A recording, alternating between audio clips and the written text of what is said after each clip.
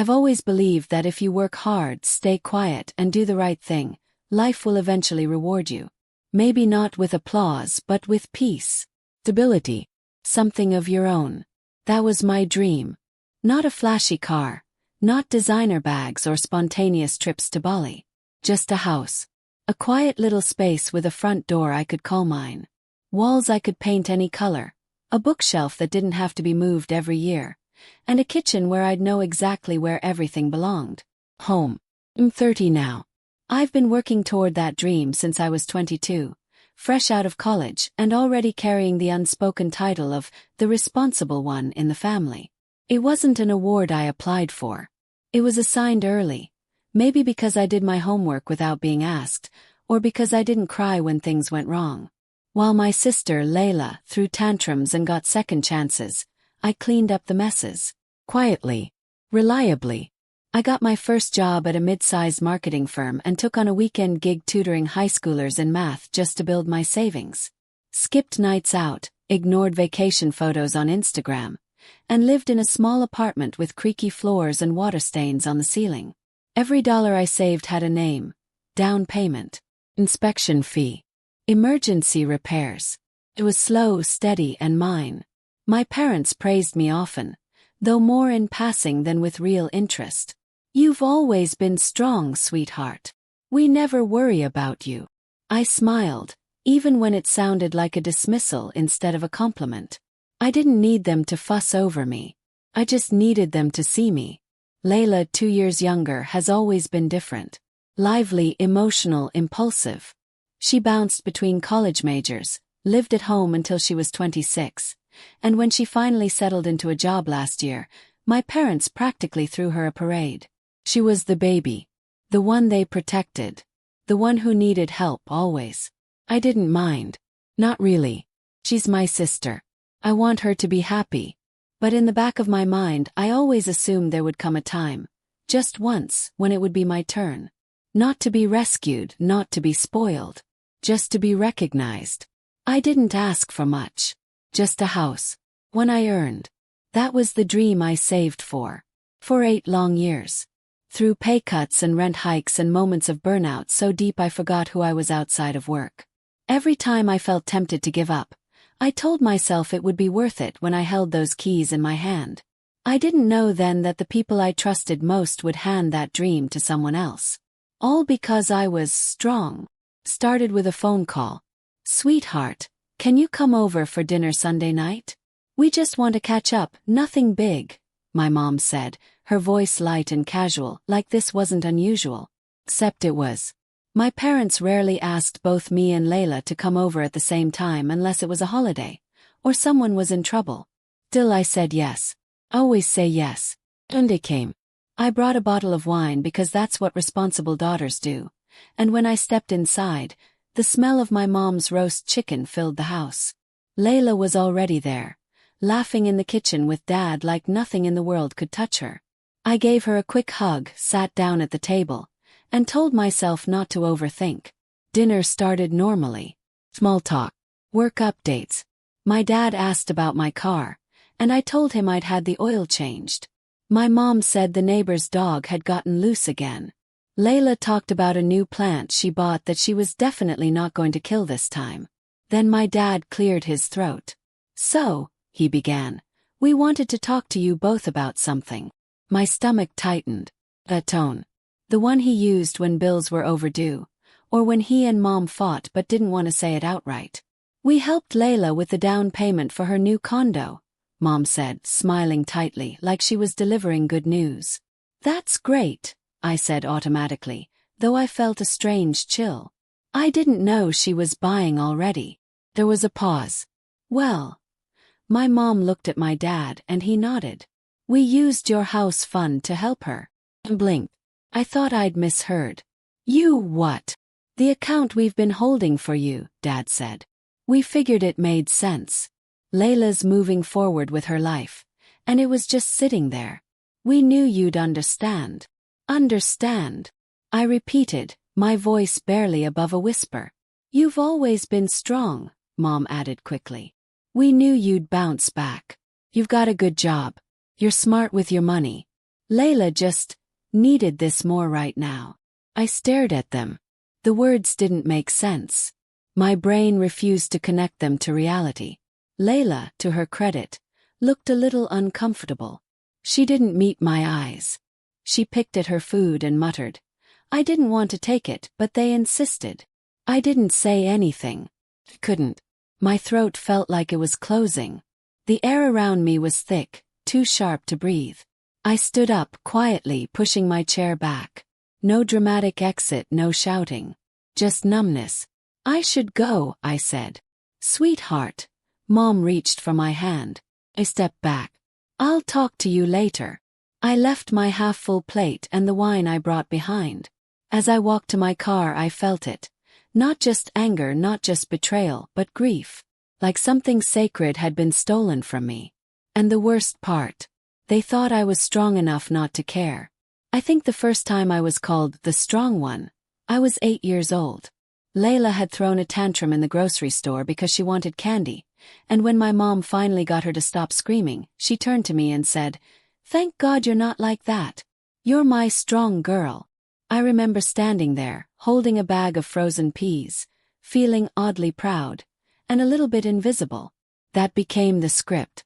When Layla got a bad grade, they blamed the teacher. When I got an A-, they asked what went wrong.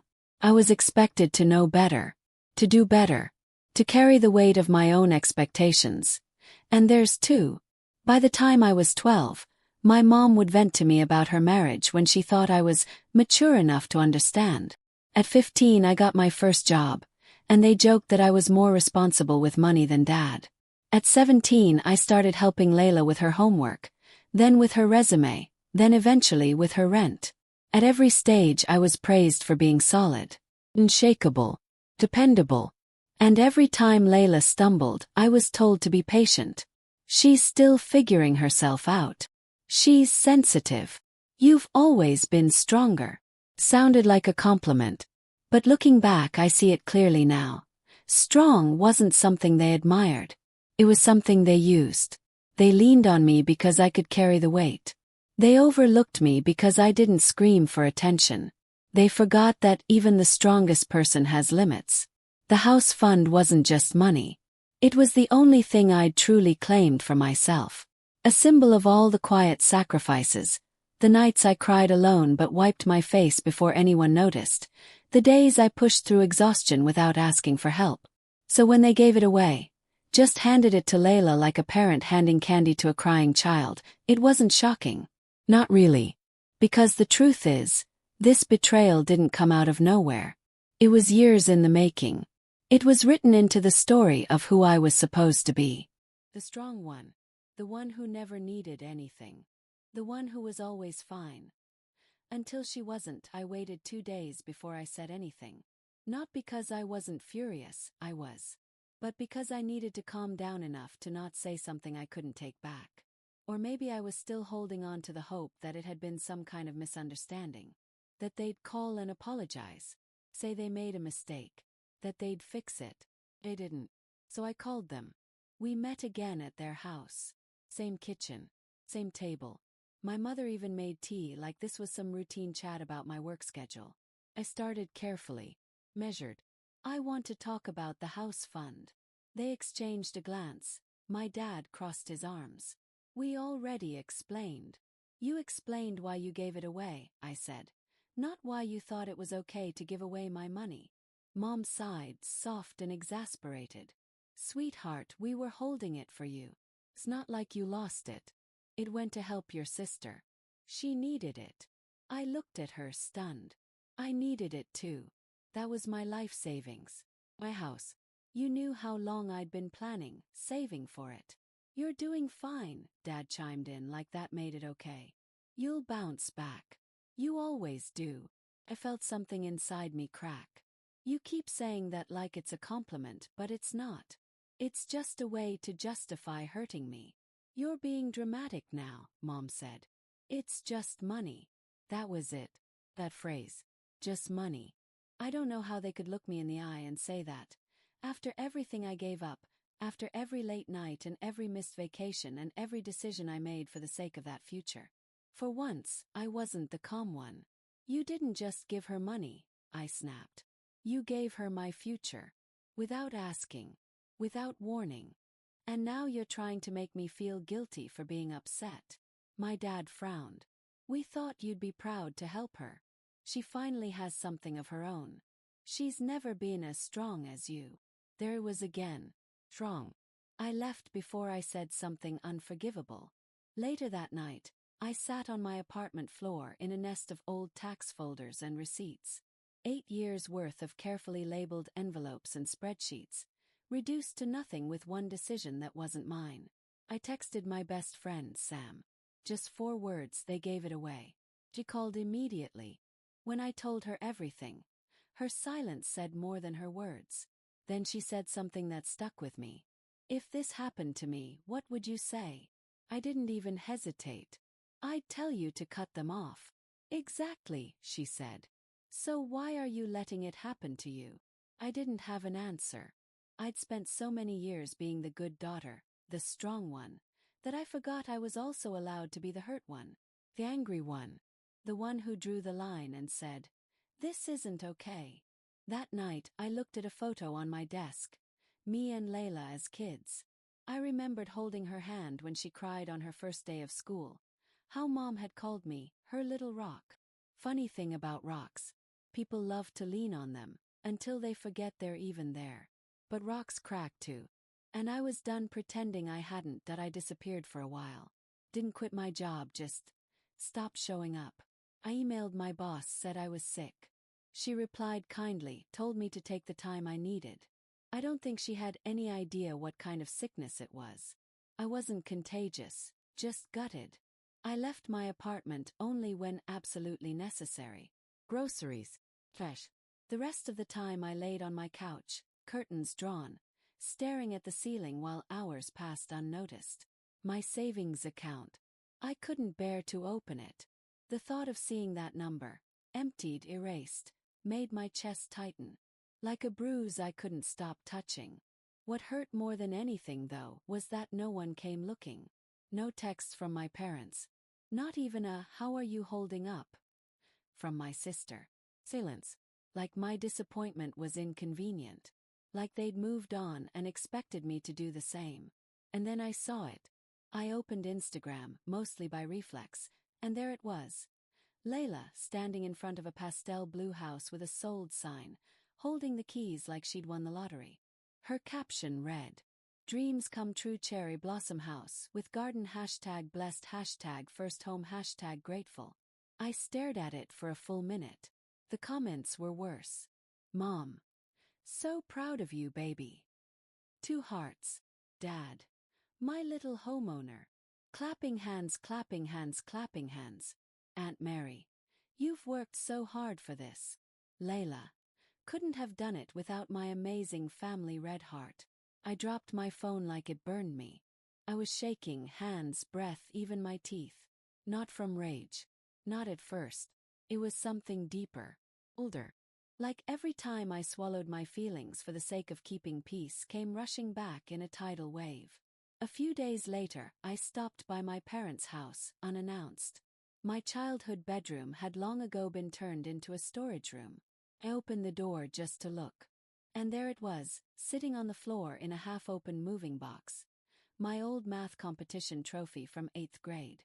The one I'd cried over when I won. The one they barely noticed because Layla had sprained her ankle the same week. I picked it up, brushed the dust off the plaque. Behind me, I heard my mom call from the hallway. "Oh, we're here. So good to see you, strong girl." Strong girl. That was it. I turned to face her. "Stop calling me that." She blinked, confused. "What?" "I'm not your strong girl. I'm your invisible girl. The one you only notice when she's useful. You broke something in me, and all you did was call it strength." I didn't yell. But I didn't whisper either. My voice, for once, was exactly as loud as I needed it to be. She stood frozen. I didn't wait for her response. I walked out the front door, trophy in hand, and didn't look back. Let them call me strong all they want. But for the first time in my life, I wasn't carrying their weight anymore. I didn't go back for closure. I went for clarity, and for myself.